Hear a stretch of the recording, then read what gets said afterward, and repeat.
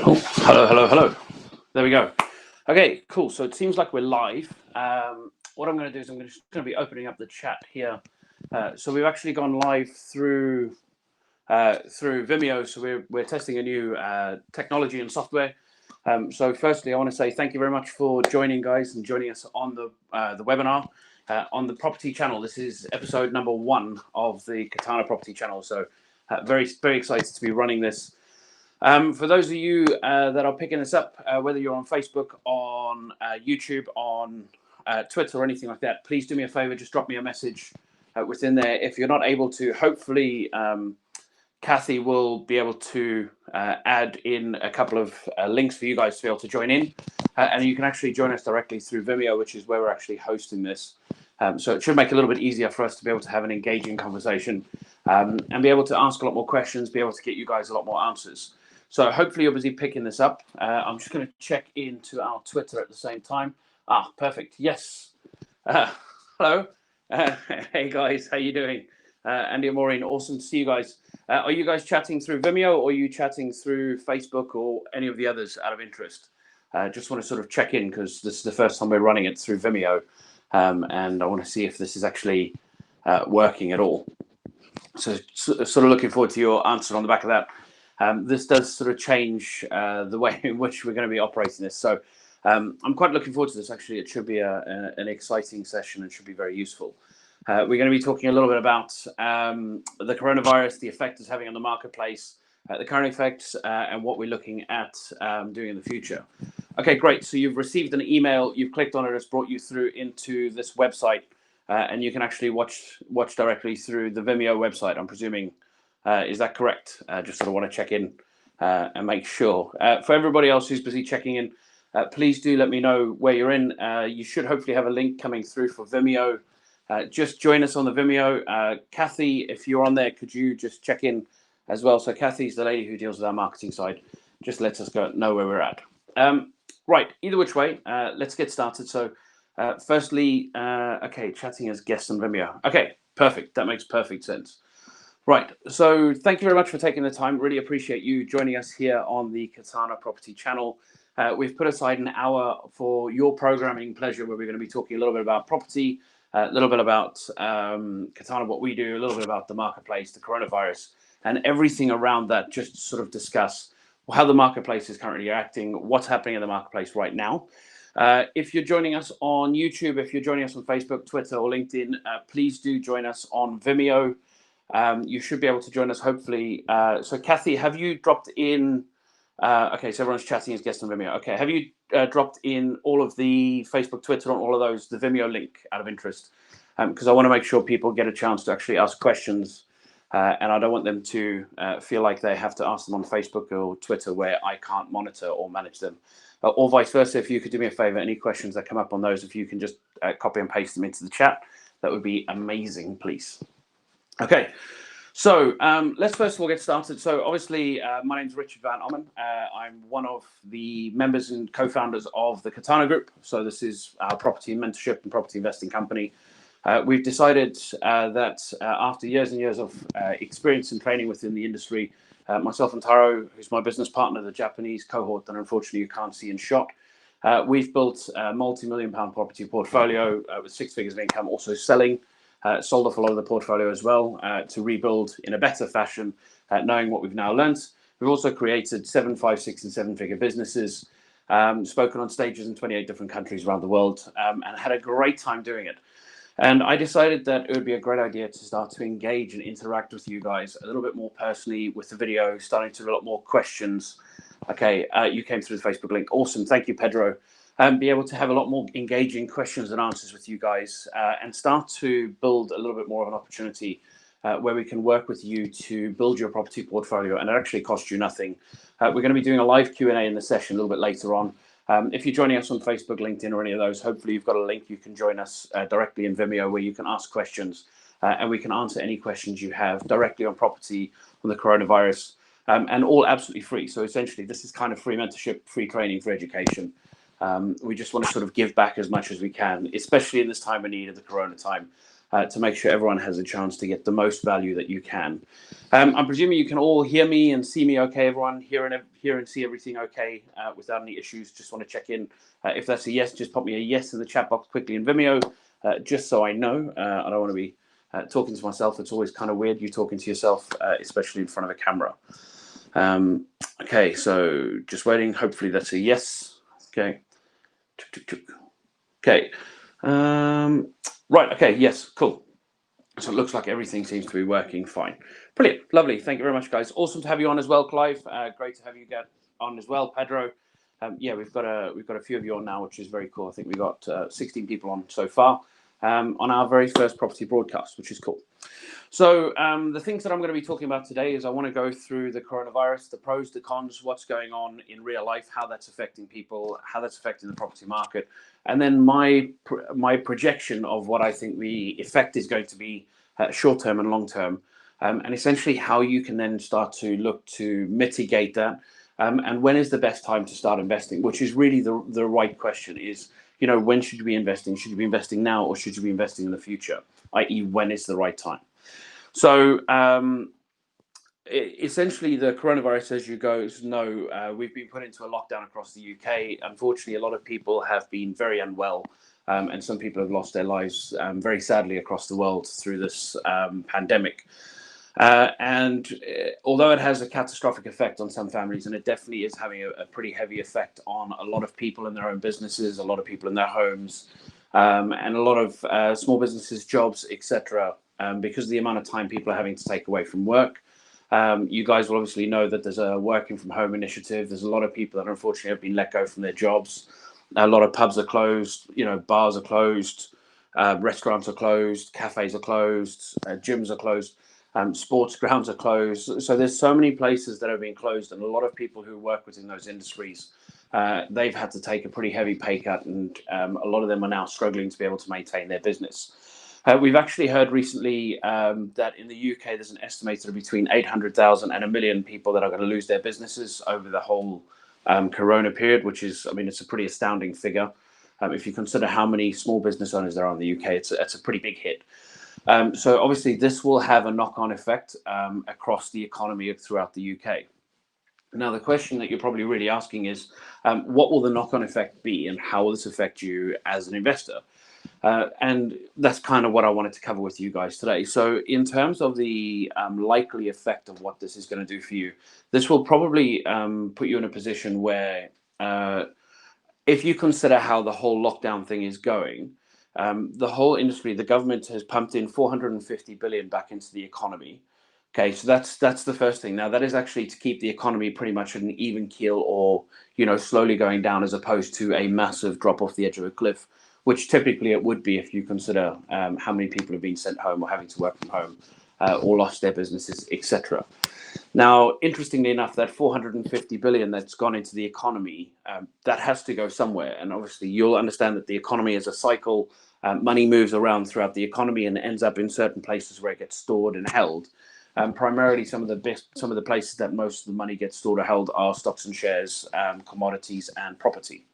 So inevitably, that 450 billion that's been put back in the economy, when the economy restarts again, that's going to be surplus to requirement within the economy to make the economy continue to grow and expand. That's a good thing. That means, in all likelihood, the economy should, what we call, bounce back. That's the term, is to bounce back, or to snap back is the other term. Where instead of the economy continuing to go down, as soon as the confidence is regained within the marketplace, in all likelihood, that money is going to end up going back into property, and the market trend should start to see an increase again. For those of you that have actually been monitoring the marketplace, you will already have been aware and already have noticed that the UK property market has been going up quite nicely for some time. London, unfortunately, was on a steady decline until the whole Brexit thing was announced in October. Literally, as soon as that was announced, it was the first month in 18 months you saw the property values go from a decreasing on a monthly basis to increasing within London. Now, understand that all the time that was going on, property values in the north of England were still continuing to go up, even though London was going down. So anybody who's investing in London, yes, you've got the peaks, but you've also got the troughs. The north of England, fortunately for us who've been investing in the north, has continued to steadily increase in value, where people decided to pull their money out of London and head a little bit further north into Manchester, Newcastle, places like that. So as soon as the whole Brexit thing was announced, we had a bounce back. There was a very, very strong bounce back in the marketplace. As soon as confidence came back in, you started to notice a massive increase in the number of people buying properties. Now, we've got 120 direct one-to-one mentorship students. I've also trained thousands of property investors around the world.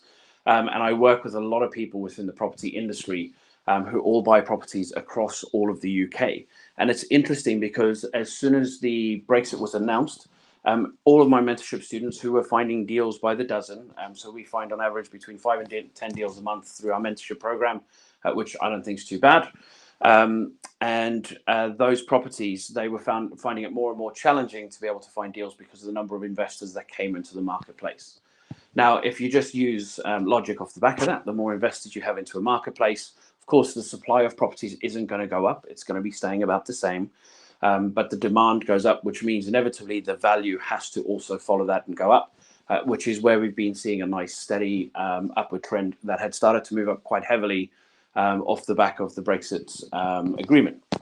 Then what we started to notice is, of course, as soon as the whole pandemic thing kicked in with the coronavirus, uncertainty came back into the marketplace. We started to see more and more people stepping back from the marketplace. And as soon as the lockdown was announced, of course, then you can't get valuers into the house. You can't actually go view the house.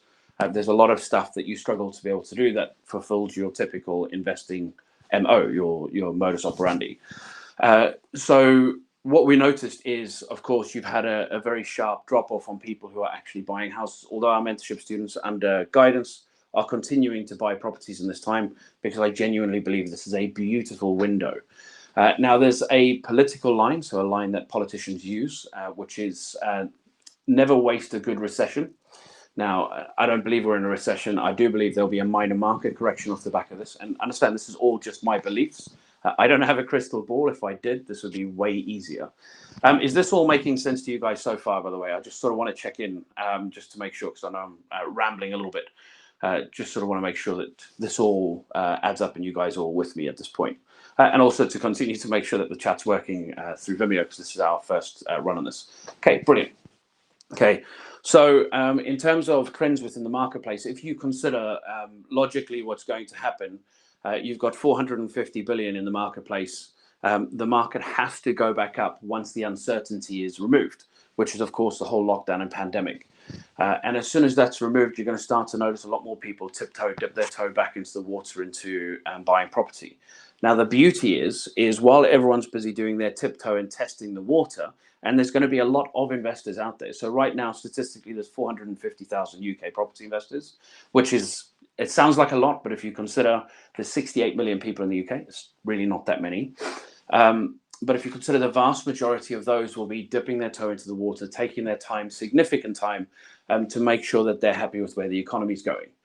The advantage of that happening is, what do you think is likely to happen to the number or to the amount of competition you have to buying houses at that time? And obviously the answer is it's reduced, right? You're going to have a lot less competition. So you're going to have a lot less people you're competing against, a lot less investors, and a lot of home buyers are going to be taking it steady until their house sells as well. So they're not going to be pushing the boat out as fast either, which is a benefit to us, because that means you're going to have a lot less competition. So the market's going to be sitting at a bit of a stalemate, a little bit of a lull, if not going down very briefly, where we get an opportunity to get better deals. Okay, because you have less competition, by definition, you'll get better deals than if there's a lot more competition where people are outbidding each other. Now, when you get these better deals, and of course, as people start to get more confidence within the industry, they'll start to buy and they'll start to get back into it. And then you will see this bounce back, especially considering we have the 450 billion that's been plugged into the UK economy alongside. Now, the other advantage or the other thing that leads me to believe that there's going to be a very strong bounce back is, can anybody tell me, and I'm looking for some engagement and some conversation, because I love to have a good conversation. So I've got my monitor just here. This is the reason I'm looking down this way, where I can actually see all the questions and posts and everything that you guys are posting. Can you guys all see each other's questions and answers and everything? Just want to sort of check, just so you guys can see each other. Just looking for a response on this, by the way. This is the communication bit that I love. So please do ask any questions. Please do have a chat with me at this point. Yes, okay, great. So you can see other people's questions. Brilliant. So you can see other people busy engaging, and then it means I don't have to repeat questions when someone asks. Now, as the hey Rebecca, awesome to have you on, and also Rick, great to have you on as well. Thank you for joining us, and Conrad, excellent. So we got a few of you on now, which is very cool. So the other thing to consider that's going to have a nice effect on the UK property market is consider what happened to the Bank of England base rate. Now, for those of you that aren't 100% sure as to what the whole Bank of England base rate is, it is the Bank of England has an interest rate that they charge the banks and the government and all these people to be able to lend money. And the Bank of England base rate was at 0.75% only a few months back, which is typically pretty low compared to where it was even a few years ago. Now, because of this whole thing with the corona, they wanted to give stimulus within the industry and make sure that essentially the government doesn't go bankrupt, because then everybody loses everything. So they've reduced the Bank of England base rate from 0.75% all the way down to 0.1%, which is a monumental leap. Now, they dropped it to 0.25 and then to 0.1, but that is still a monumental leap in terms of interest rate. Now, the benefit of them reducing the interest rate significantly, can somebody tell me, what do you think the benefit is to you to having a significantly lower Bank of England base rate? How does that affect you as a mortgage holder or homeowner within typical life? And I'm keen to sort of see some responses, because I want to make sure that we're having some good dialogue, some good conversation. Okay. Okay. So basically, the answer is it affects your mortgage rate. So how much you're actually paying. So if you're on a tracker mortgage, you'll have X amount above base rate or above LIBOR. So LIBOR is the Bank of England base rate. So whatever your tracker mortgage is, let's say it's 1% above LIBOR. So you'd have been paying 1.75% on your mortgage. Now you'd be paying 1.1%.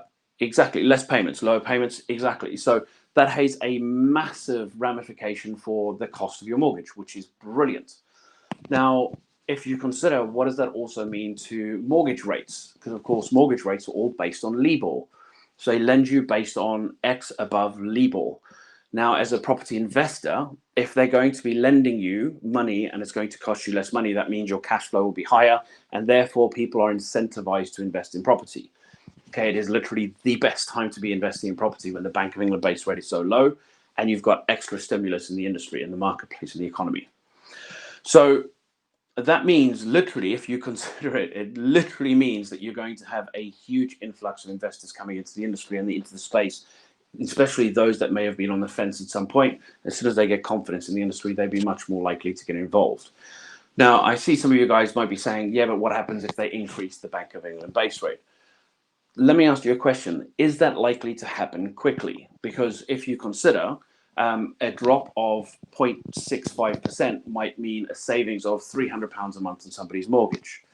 And at some point, their life lives up to that income. So most of us in life, we live based on our income. So whatever we earn, that's what we tend to live on. Now, imagine all of the homeowners that have now moved to their new income base because they have extra income, and the Bank of England increases the base rate back up to 0.75%. A lot of these people will no longer be able to afford to pay those mortgages because their other life expenses would have increased. Okay, so in all likelihood, what will most likely happen is they have to increase the base rate extremely slowly to prevent these people not being able to afford the mortgages. Because, of course, if they can't afford mortgages, inevitably you have repossessions, which inevitably means market collapse at some point. Okay, and I promise you, nobody in Parliament ever wants to be the person who's been at the helm throughout a recession, which is why they all fear the bubble. They all go through all of this sort of dialogue and conversation.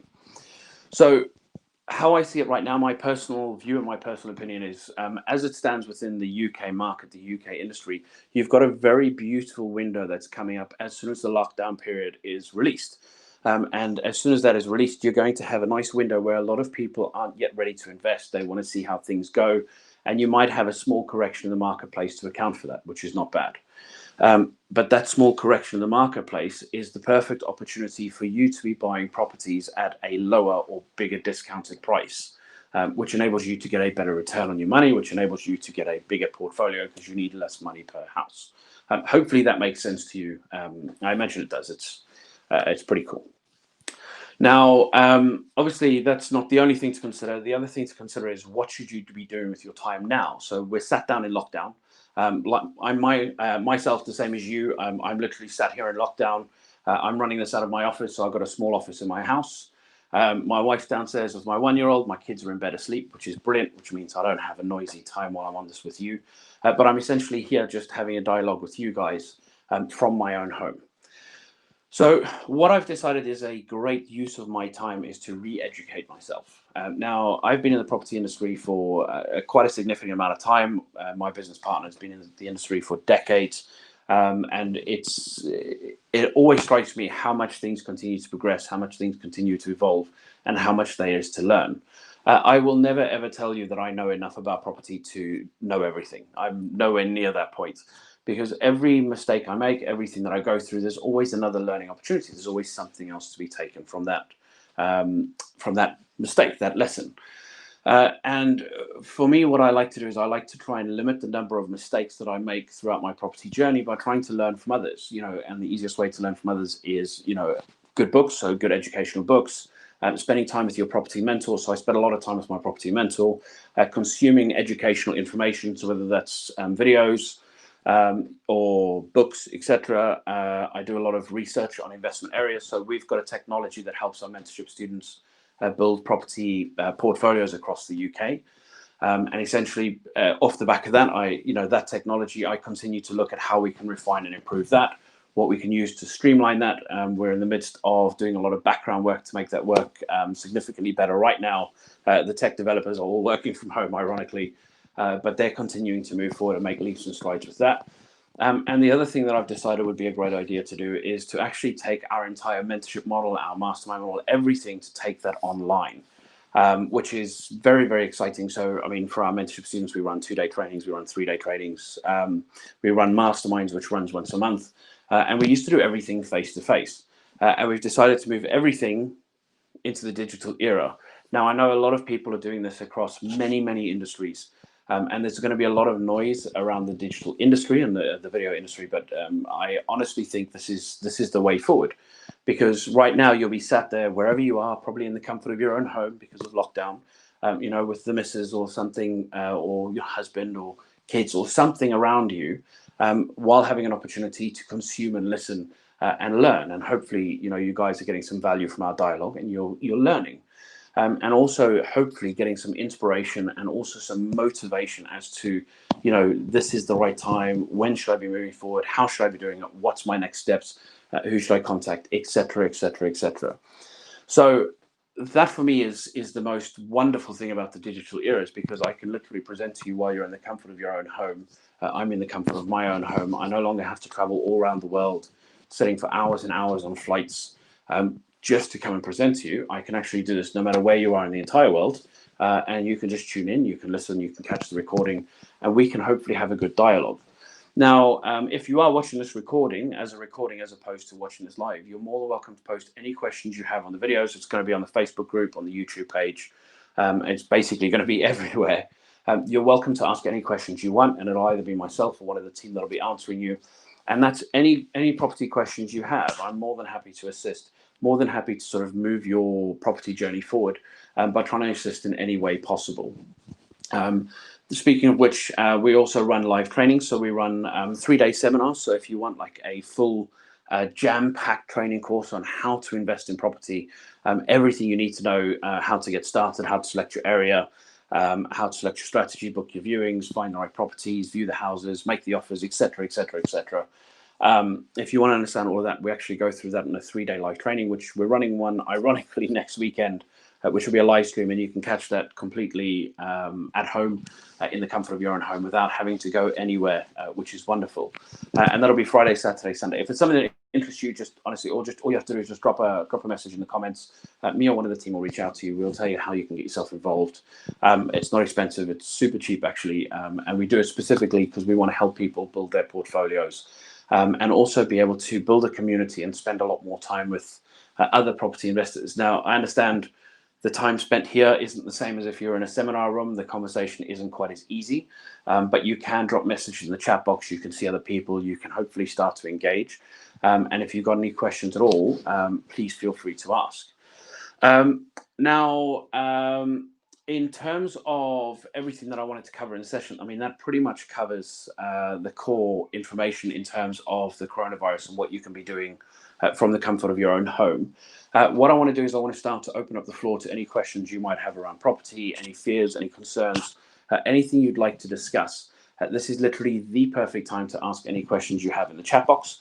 I will make sure I put aside half an hour for each of our calls. Is going to be a general Q&A, and it's just answering any questions and answers as people have. Now, until we have some questions through, which I sense is going to be a reoccurring theme where we wait for people to post their questions, I'm going to be doing just some board work, which I think is always very interesting and very useful for you guys to see. Out of interest, who'd love to learn how to buy a house for £10,000? This is one of my favourite little elements of board work. Who'd like to learn how to buy a house for £10,000?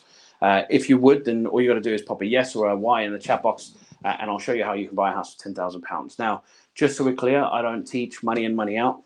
I see this all over the place, and sure, I mean, there's ways in which you can do no money down deals. That's the term, no money down deals. Unfortunately, some of them are either not legal or not ethical. You do get a couple that work. I don't teach them because the way in which you do it, you have to be very highly skilled, and you have to be negotiating very, very hard. So I would rather teach you stuff that works in today's marketplace and make sure okay, really good question there, Kathy, and make sure that you guys get the most value from your time here. Okay, do I think lending will be harder due to the virus? So that's a really, really good question, Kathy. Thank you very much for asking.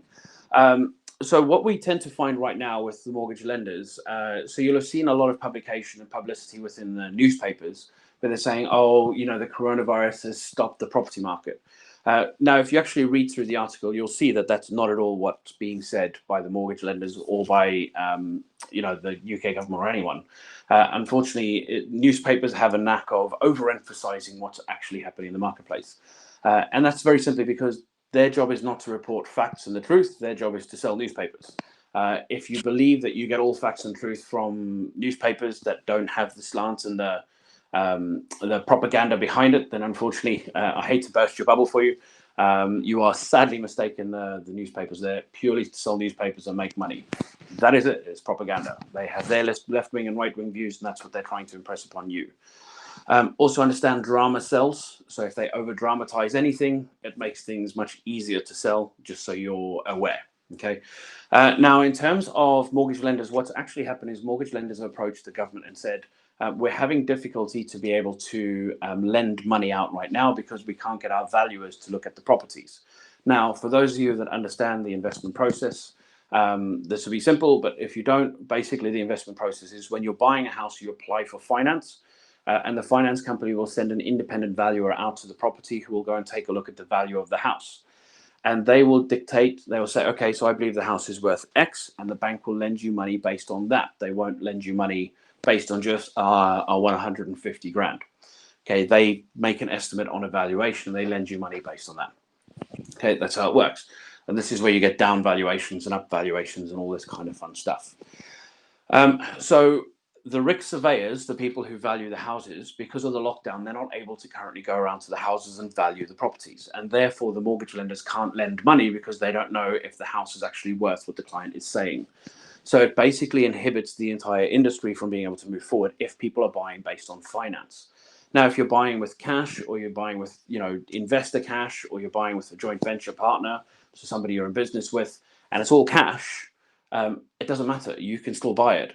Now, they're urging people not to be moving homes at this time, which I understand, but there are many, many vacant properties, investment properties that you can be buying right now and getting yourself all primed to start to do the refurbishment and get yourself rented out and start to generate an income. So in terms of lending, yes, things have slowed down, but it's primarily not because of the virus in terms of they've stopped lending. It's primarily because they've prevented the valuers from going out. Now, the follow-up question to that is, might you see a change in interest rates from the banks or percentages of lending? Yes, you might do for a period of time, while again, they assess the impact of the marketplace. Now, the irony is if they change what they're willing to lend as a percentage, that will have a negative impact on the marketplace. But they're doing that because they're worried about a negative impact on the marketplace, almost as though they are creating a self-fulfilling prophecy. But I see that they will probably be doing 65 to 70% lending as opposed to 75% lending. And what I mean by that is, if you're buying a house for £100,000, right now they'll typically lend you 75,000. They might only lend you 65,000 or 70,000, meaning you have to pay a larger deposit. And then as soon as they gain confidence back in the marketplace, they will continue to push money back through again. Hopefully that answers that question for you, Kathy. Another follow-on question to that, we've got quite a bit of time, so I want to make sure you guys get the most value. A follow-on question to that is often, look, how does the whole money trail work? Do they need to lend money? So if you understand, the Bank of England loans money to the banks via the government or wherever else, but they loan money to the banks at a set interest rate. And they don't lend the bank, okay, so here's 100,000 for that mortgage, here's 300,000 for that mortgage. No, they lend them, here's £1 billion.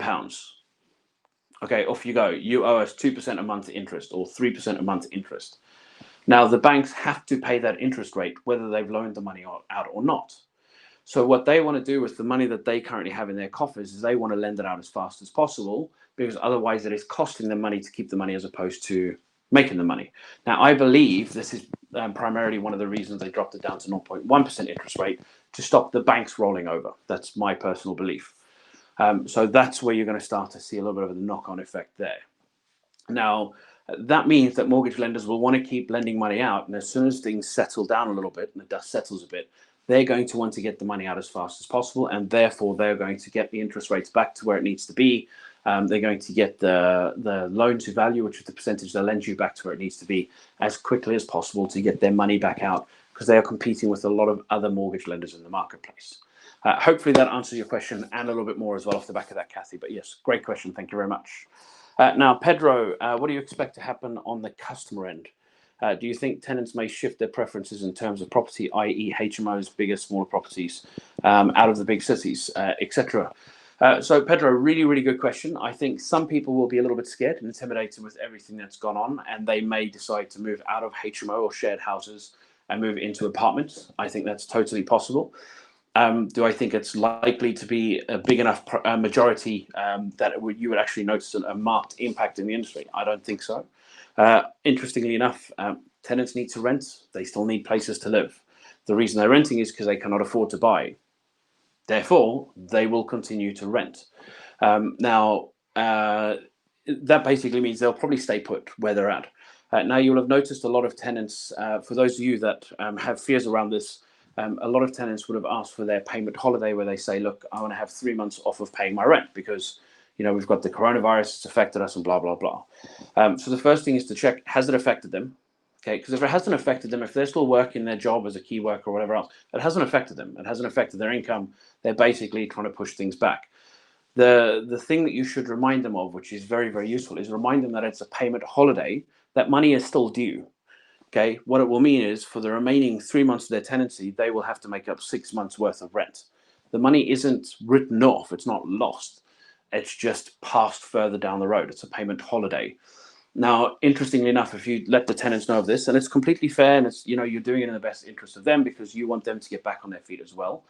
If they really need it, they will take it. But you'll find that the vast majority of them don't really need it. They were just trying to chance the arm and trying to get a bit of a discount in terms of what they could pay. So that would be my suggestion when it comes to that.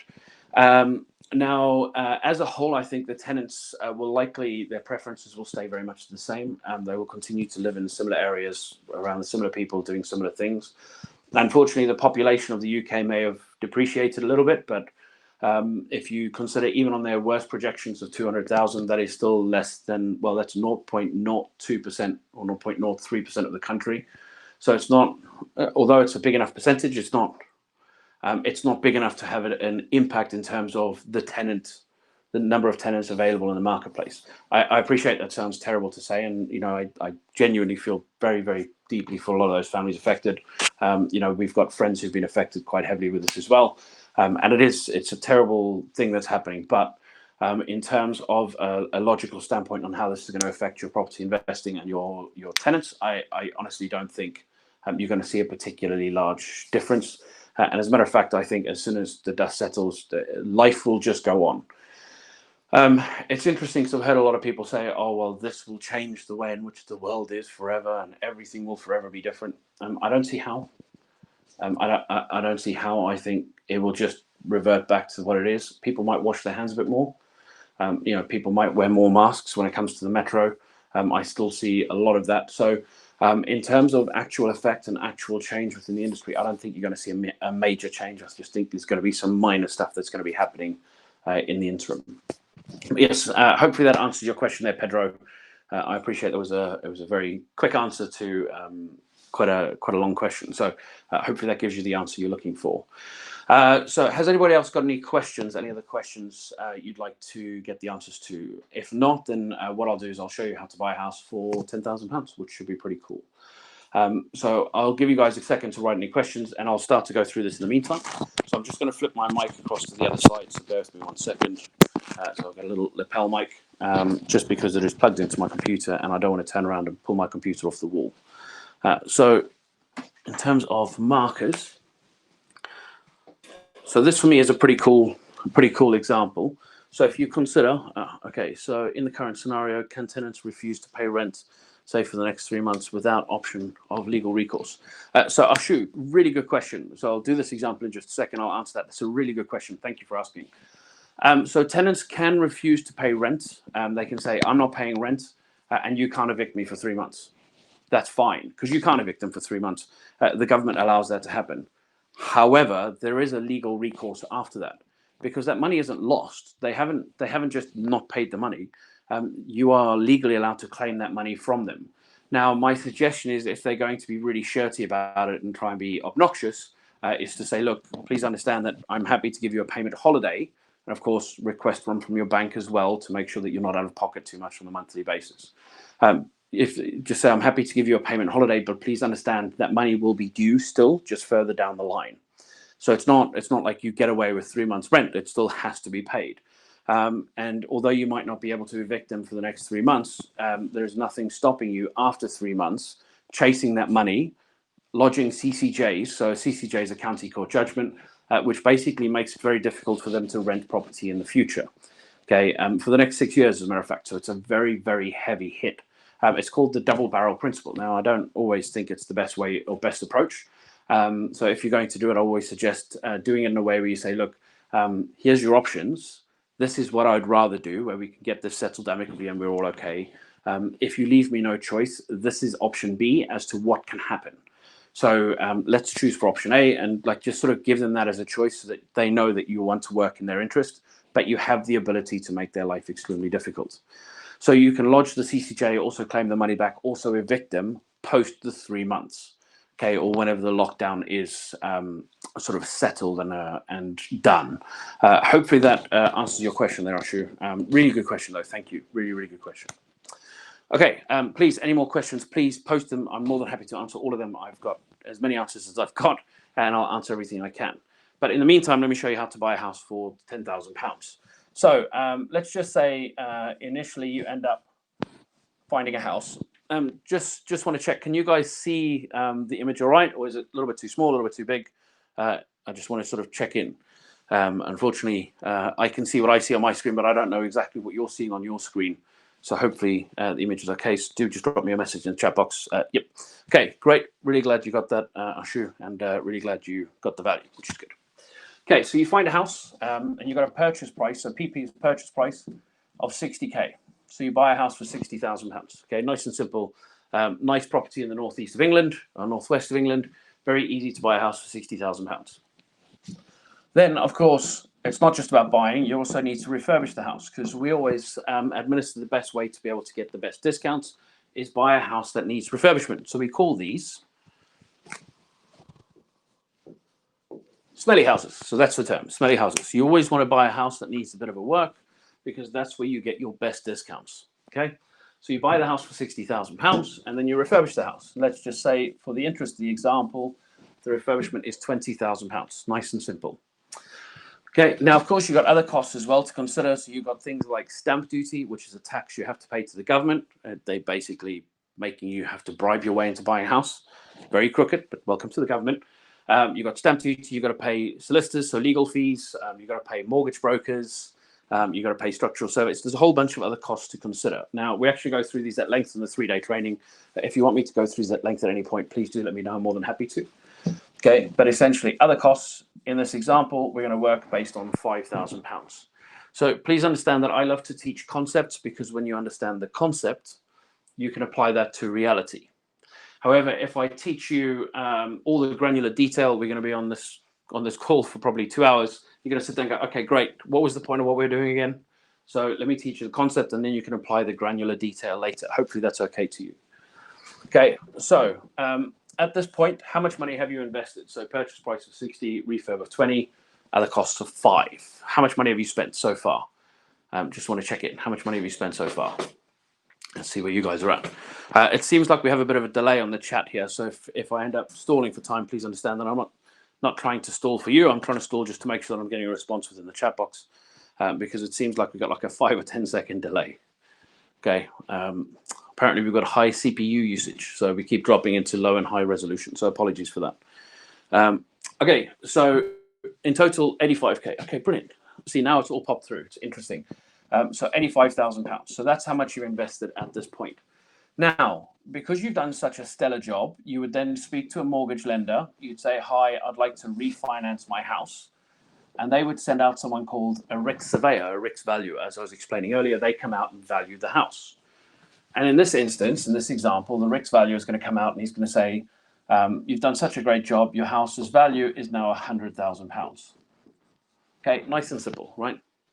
Now, the important question is, when do you think you're going to know how much the house is worth, or roughly how much the house is worth in good condition? When do you think you need to know that figure? Okay, and this is the million-dollar question where a lot of investors tend to go wrong. Okay, and the answer very simply is you need to know this before you put in your offer, because otherwise, how would you know that you have a discounted deal? Okay, so you need to have an understanding of what this amount is. Now, the real challenge, the golden nugget, is actually understanding how to know this. So you've got a number of ways. You've got things like sold comparables, where you look online, look at other houses of the same type, same style, same size, see how much they valued up at, okay, in terms of what they've sold for. So sold comparables, not for sale comparables, sold comparables. Okay, you also want to be speaking to 3 separate local estate agents, because you need to get an idea on what their thoughts are. Your estimate is not going to be enough. Consider this is a jigsaw puzzle, and it's a metaphor I use a lot. Consider this is a jigsaw puzzle, and you need to put in the pieces of your jigsaw. Okay, the more pieces you have of the jigsaw, the easier it is to see the clear image. Okay, so the first jigsaw piece is your local comparable. Second is the estate agents. Third is some online valuation tools. So right now you've got one called Home Track with a T, Home Track, which is okay, but it's £20 evaluation, so it's not cheap, although they're pretty good. We're in the midst of building our own valuation tool using machine learning, so artificial intelligence, completely different to what HomeTrack does and any of the competitors, Valpal, etc. And they are like, essentially it will be sitting in somewhere about 95% accuracy. This is what we're aiming for, because it's using machine learning and artificial intelligence. And it's going back over the last 9-10 years worth of data, which will be very cool. And we're going to be doing that for very low cost. And I think it'll be pretty much free for all mentorship students to be able to run valuations through there as well. But yeah, just a useful insight. So the value is 100K here. Now, how much will the bank lend you currently as a mortgage? Oh, wow, check me out. So how much will the bank lend you typically as a mortgage? Okay, anybody want to hazard a guess? So as a percentage, the bank will normally lend you 75% typically. Okay, typically, which equates to 75K.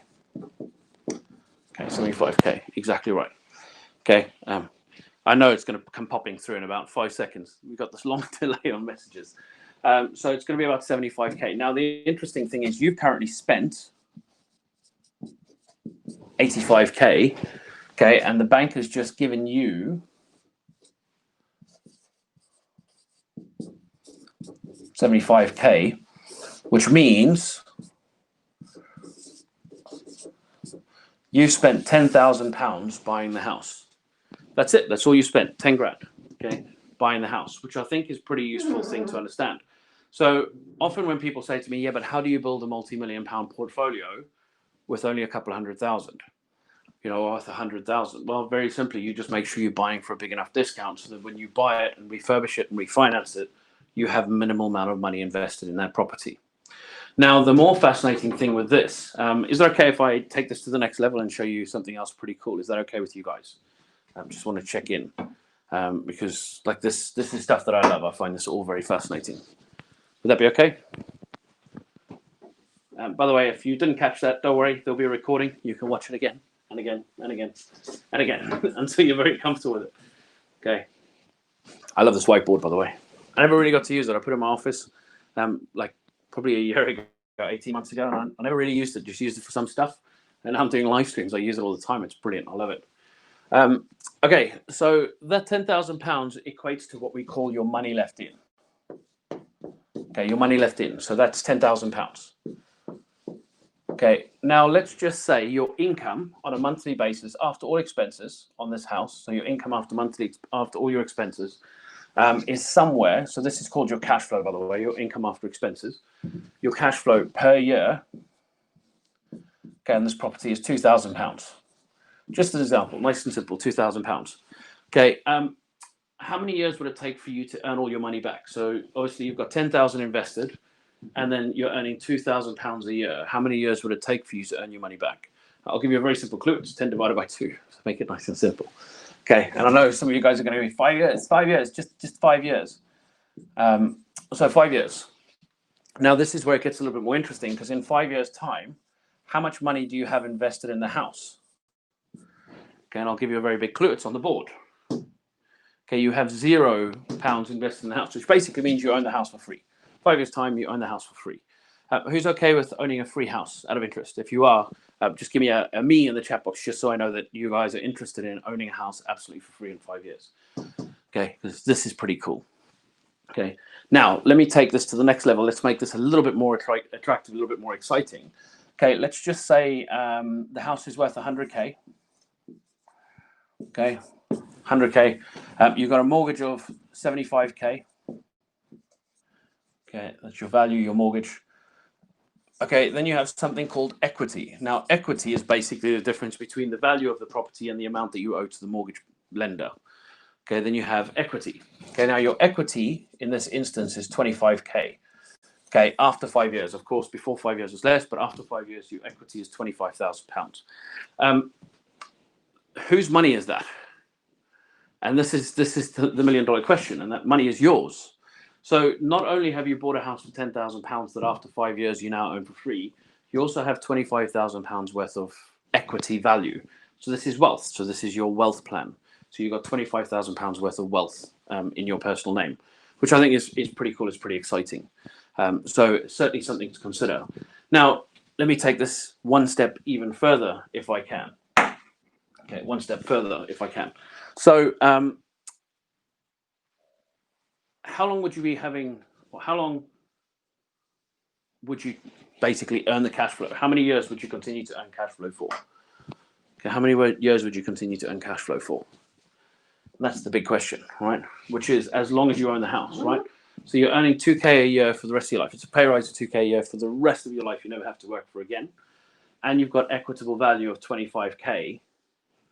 So wealth of 25K for the pleasure of doing that. Okay. Now for me, this is kind of the gem. This is the beauty. This is what makes property so attractive. And this is the kind of stuff that I think, this is what blows my mind. And I wish I knew this when I was still in school. So I'm sort of making it a mission of mine to start to educate people. This is forming what the purpose of this whole sort of property channel is all about.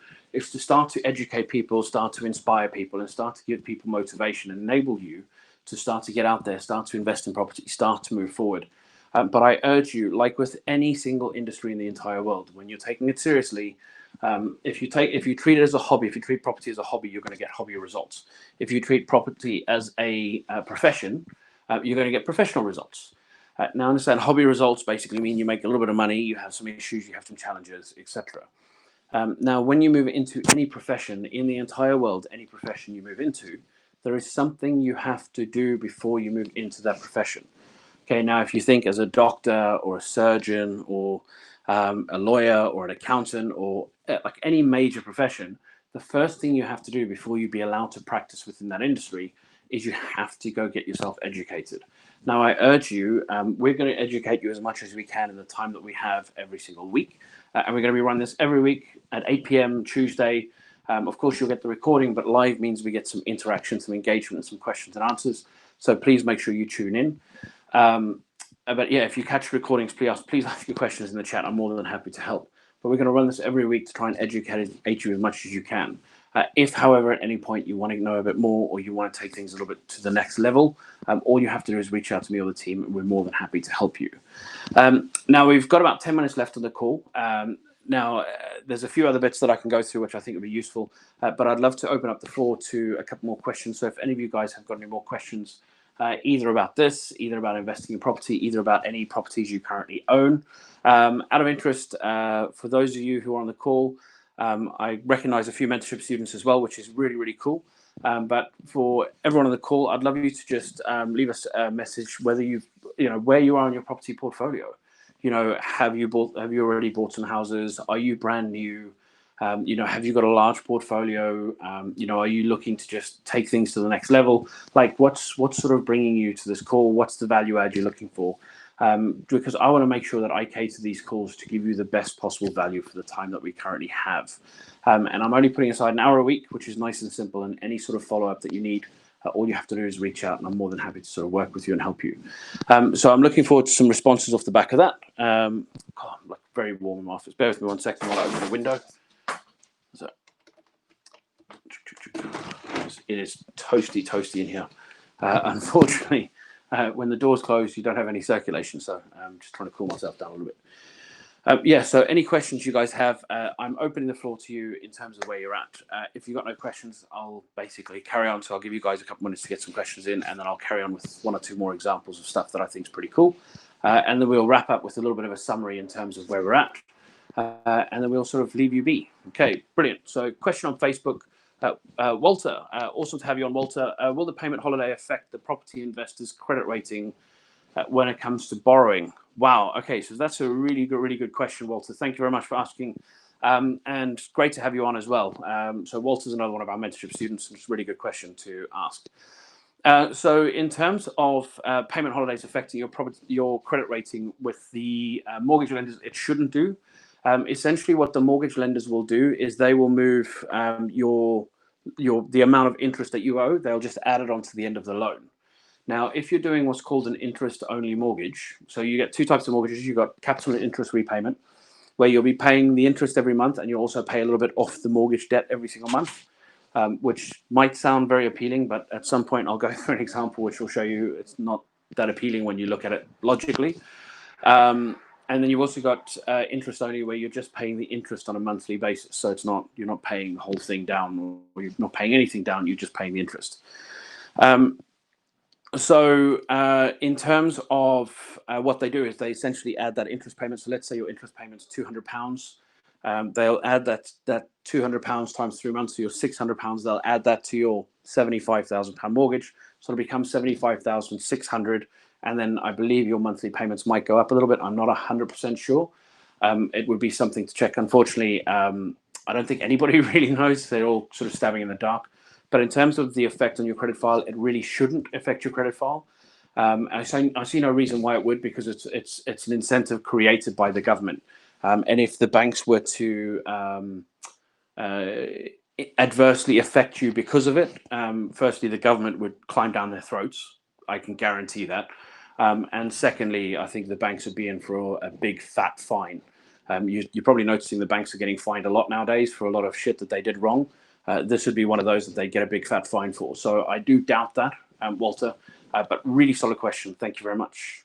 Okay, so Hetty comments. So I've got 2 deals going through, but I'm worried about the immediate effect on the house prices and the loan to value. Okay, really solid question. So in terms of loan to value, Hetty, thank you for tuning in. In terms of loan to value, so the banks might lend a smaller percentage.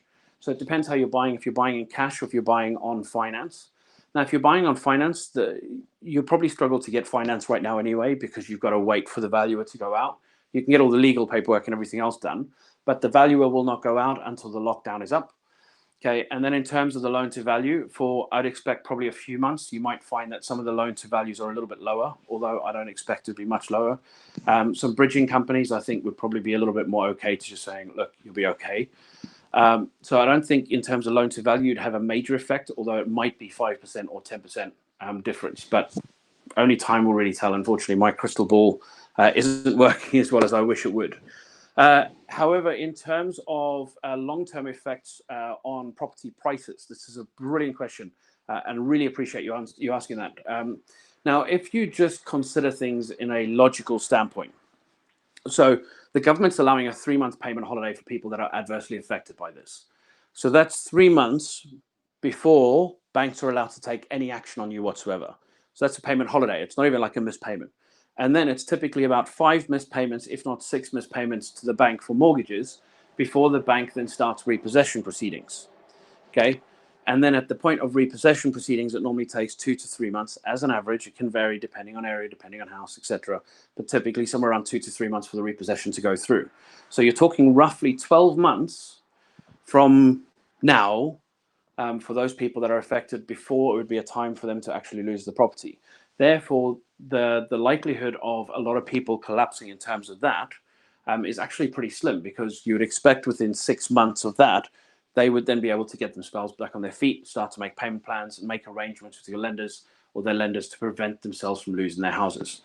So in terms of houses getting sold through repossession because of the coronavirus, I think it'll be quite a marginal and small number in comparison to what many people will expect, primarily because of the 3-month payment holiday, as well as the amount of time it takes for a repossession to take hold. And I believe that the housing market will have recorrected at that point and would already be skyrocketing.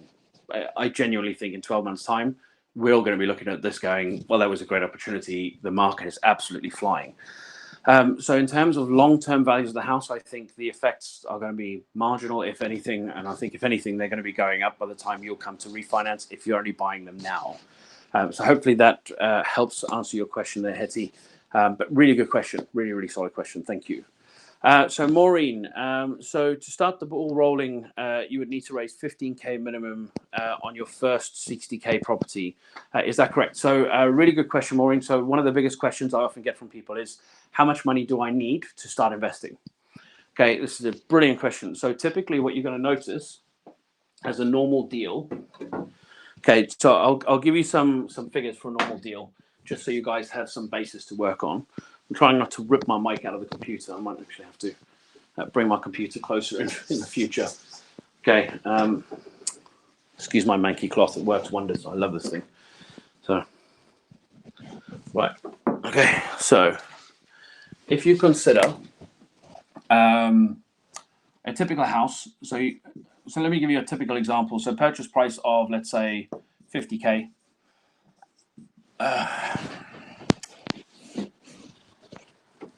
Let me try that again. So purchase price of 50K. Okay, nice and simple. Refurb of 10K. And then a value of 80K in good condition. And then you're going to have other costs of, let's say, 7K. Okay, so as a bit of an example. So essentially what you'd need for your purchase, okay, you'd need that times 25%. So obviously you need your deposit, and then you'd also need that, and then you'd also need that. So 25% of 50,000 is somewhere, if I'm not mistaken, around 17,500. No, that's not right. No, it's about 13,500 so let's call it 13K, give or take. Bear in mind, this will vary. So this is typically properties in the north of England, just so we're clear. So somewhere around 13K, plus your 10K, plus your 7K. Oh. Calm, smashing the marker work today. Okay, so that basically puts you in a position where you need, give or take, okay, 30K per deal. Okay, this is fairly standard. So you 12.5. Thanks, Conrad. So I was pretty close. Appreciate it, buddy. So you'll be in and around this sort of point. Okay, I should have been able to work that out myself. Just goes to show. So typically what we always tell mentorship students, and we also tell people that we work with, you're looking for between 25K to 35K per deal as a fairly standard for a normal vanilla buy-to-let property. Flips can be probably about another 5K on top. HMOs, so HMO, for those of you that aren't aware, is a shared house. So if you think of student accommodation where people rent by the room, okay, HMOs, you typically need somewhere between 40 and 60. Okay, so it's a significantly higher margin. You've got a lot more money invested at the end, but of course you have a higher income off the back of this. Hopefully that answers your question there, Maureen. But yeah, really good question. So somewhere between 25 to 35K is pretty standard. Now, if you're shy, we actually teach people how to raise finance, which obviously you'll be aware of as you're a mentorship student. And we'll go through the structure of how that all looks as part of your mastermind and mentorship with us. I know you guys are brand new to the mentorship, which is brilliant. And I'm very excited to work with you guys. So awesome. Okay, so John, with the example on the whiteboard, if you were to borrow money from friends and family, how would you get money back to them with interest? Okay, brilliant. So really, really solid question. So typically what you're going to be looking for on properties like this, where you have money invested at the end, money left in, you're going to be looking for longer term investors. Okay, so you're going to have potentially a shorter term investor that will invest for the project. And then you want a longer term investor that essentially wants to park some money for a fixed interest rate of whatever you agree, 4, 6, 8%. On an annual basis, which if you consider the bank is giving you nothing, they will be comfortable leaving their money there. Now, obviously, understand that you will have more equity in the project than the money invested. So if all hell breaks loose, you can always just sell the whole project off. But the idea will be that you need to switch out a short-term investor to a long-term investor, or convert a short-term investor, give them back a large chunk of their money, convert them into a longer-term investor. My suggestion when it comes to investors is you want to be lending money for a minimum of 2 years. Really, you want to be between 3 and 5 years, and you want to build a solid relationship with them and just try and keep them informed. Unfortunately, we've learned a lot of lessons around investing, some good, some bad. Some we still be massaging and dealing with in the background off the back of some terrible decisions we made, which basically gives us the credibility to be teaching this and to teach you how not to make the same mistakes that we did. Because we've made them. You don't have to go through those pains and pangs as we did. Hopefully that answers your question there, John, but really, really good question. Thank you. Right, okay, so we're pretty much at the end of our hour. What I want to do is I want to give you a quick summary in terms of what's being covered throughout the call, and then we'll wrap it up. I mean, it's been pretty exciting anyway. I've thoroughly enjoyed our first call together. Hopefully the road noise isn't too loud for you. We're pretty close to a road here. So in terms of summary, right now, obviously, we're going through the coronavirus and the headache around that and how that affects people's personal lives as well as their property portfolios, as well as the property journeys. The things that you should be doing right now for yourself is making sure you get yourself educated, do your research, do your studying. I mean, you literally have the perfect time to incubate and learn as much as you possibly can. So when you do get out there into the big, bad investing world, or if you get back into the big, bad investing world, if you're already investing, you can go there fully armed with a lot more information than you already had. Now, in terms of what I expect to see within the marketplace, as soon as the lockdown is released, I think there's going to be a lot of investors that are going to pussyfoot their way back into the marketplace. So things are going to be a little bit slower in terms of their investment starting point. But as soon as they start to get a little bit more time and everything and confidence back into the marketplace, they will start to invest. But what that means is in that lull, where a lot of investors are still deciding whether they want to get back in yet, you'll have an opportunity to pick up a lot more better deals than you typically would. So it's the perfect opportunity to get yourself out there, get yourself investing. Okay, just make sure you do it sensibly, smartly, and you're well educated. Don't just throw money at it and hope it works. I've seen a lot of people lose a lot of money in this game. Then once the marketplace starts to regain confidence, the 450 billion that's back in the economy will have its effect in all likelihood, and it will drive the marketplace up at a faster rate than it was already going, which I assure you, it was going pretty quickly already. It'll actually go up at a faster rate at that point, as well as the incentives by the government, the 0.1% Bank of England base rate, which will also continue to drive the number of people into the marketplace and enable the entire industry to be skyrocketing wonderfully for those of us that already have portfolios and would look to sell at the top of the market. Then, of course, we covered a couple of exercises, which I thought was pretty cool, showing you how you can buy a house for £10,000. Also talking to you a little bit about how much you need to invest. And sort of that's it. I mean, it's been a wonderful call. I've had a great time chatting to you guys. And as our first episode of the property channel, I think, it's gone particularly well. So thank you very much for taking the time today. If you have any questions, if you're catching this on the recording, please just drop it in the chat box. whether that's on Twitter, whether that's on Facebook, whether that's on LinkedIn, or whether that's on YouTube, just drop a message in the chat box. We actually have a Facebook group that we've created called the Katana Property Channel. I'd urge you, just get yourself over there. You'll be kept up to date with all the updates. We do most of our conversation there. That's basically like a live mentorship group for anybody who has any property questions. So just get yourself on there. It's absolutely free. There's no cost. There's no maintenance. There's none of that stuff. I'm going to be heading it up, and I'm going to be there just trying to support you guys, give you whatever answers, whatever help you need. So get yourself over there. It's called the Katana Property Channel Facebook group. I look forward to seeing you there. It has been an absolute pleasure. Hopefully you're picking this up and you've had a good time, and I look forward to seeing you again in the future. Thank you very much for your time. Bye-bye.